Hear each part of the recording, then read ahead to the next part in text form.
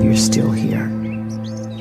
And you get another chance this day to do better and be better. Another chance to become more of who you were created and what you were created to fulfill.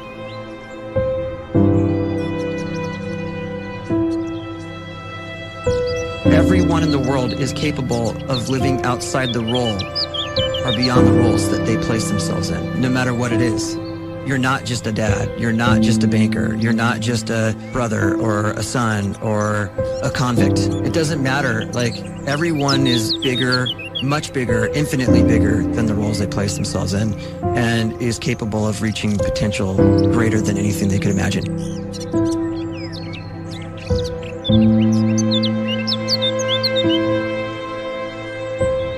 You can live the life you desire. It's right there in front of you. But in order to achieve it, you must first see it, then believe it, and then you must graciously ask and train your brain to help you execute your vision.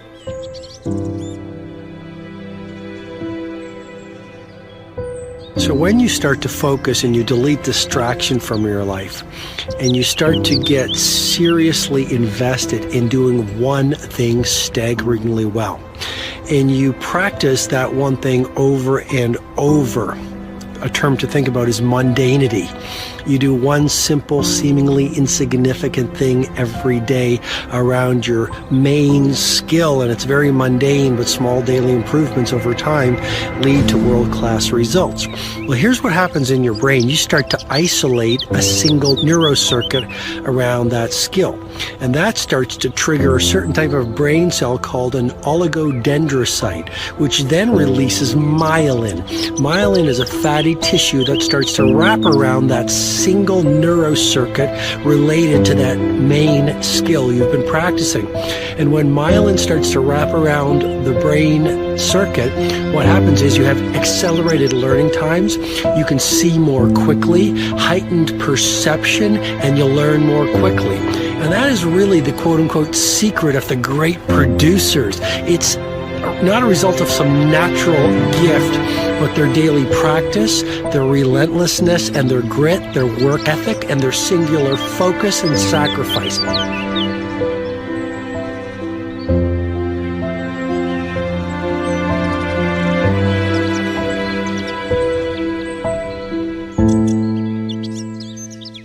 A great life is built not by revolution. A great life is built by evolution. Small and steady wins the race.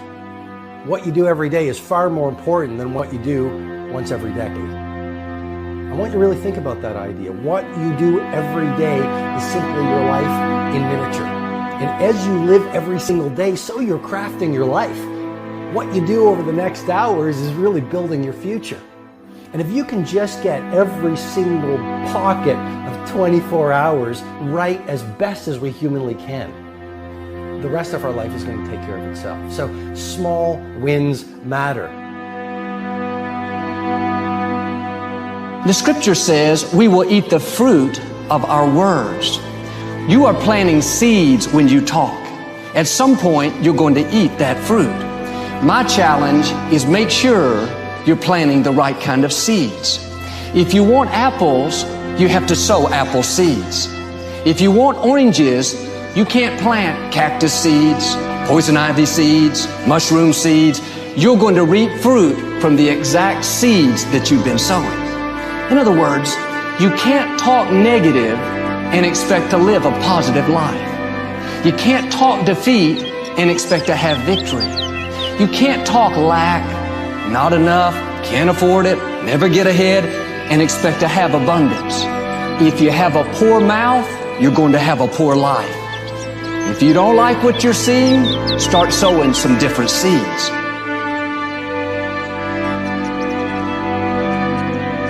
We may not realize it, but we're always feeding ourselves. What we watch, listen to, the people we're around, the thoughts we're dwelling on, that's feeding our inner man. If you go to lunch with people that talk bad about the boss, make fun of a coworker, put down a friend. They're feeding you gossip, feeding you jealousy, feeding you disrespect. Here's the key. Whatever you feed is going to grow. You may not like what they're feeding you. You're a nice person. But if you continue to hang around them, before long, you'll be gossiping. You'll be critical. You'll be disrespectful. Why? Because you kept feeding the wrong things. If you're always feeding negative thoughts, thinking, I'll never get well, I'll never meet the right person, you're feeding doubt, feeding mediocrity, feeding fear. If you know exactly what you want to be, you need to spend as much time with people that are actually that already.